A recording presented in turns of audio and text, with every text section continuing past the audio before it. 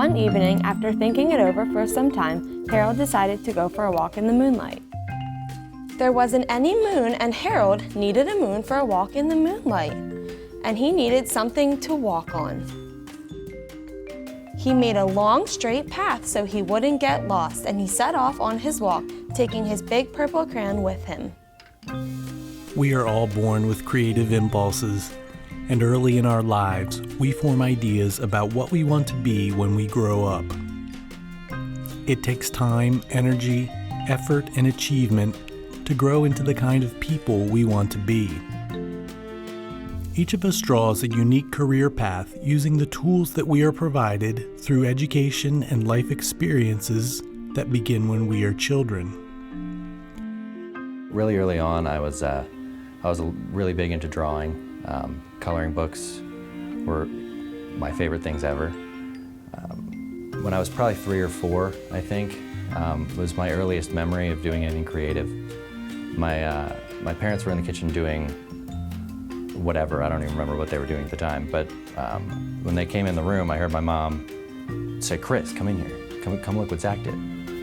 My father came in the room and said, "Wow, did you know he could write?" And my mom said, "No, I didn't know he could write." Well, I had spelled out my name in crayons. I started early on. I liked tools since I was a little kid. I was always very interested in the way things worked. I was always the kid that was looking under the rocks and seeing what was going on in the creek or what was going on up in the tree. Or I was one of those kids. I love creativity. I love design. Just anything with flair. I think that designers in general are curious people, so they're always trying to look to see where they can find new information. I think it's the way we need to think, and it's the way we need to teach our children to think. The way traditional education might prepare our students for entering the real world may not be sufficient anymore. We need thinkers, we need designers, so we need to give our students, our children, these tools so that they know how they can participate in and mold their world. Do you find yourself really enjoying making something, whether it's out of paper, whether it's drawing, whether it's using paint or crayons or color pencils or clay or anything where you're expressing yourself? I challenge you to think, how could I be involved with the profession some way or form? If I like to doodle or if I like to draw or paint, or if I just have all these great ideas in my mind, how do you get a paycheck from something like that? And that's a big question. What makes something beautiful and useful?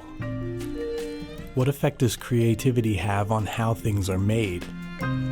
How is a popular maker movement reinventing ideas of shop work? Why is math an important tool for creative artists? What impact do designers have on our world?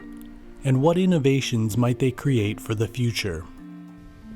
Join us as we explore the world of design and consider careers that invite opportunities to use imagination and skill in planning and making decisions about how things are made during this episode of Working Class Dream and Do.